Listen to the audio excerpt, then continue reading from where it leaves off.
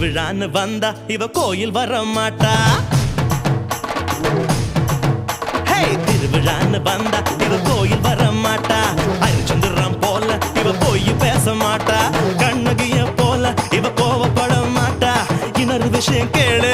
என்ன என்ன என்ன நீ இன்னொரு விஷயம் கேளு. நான்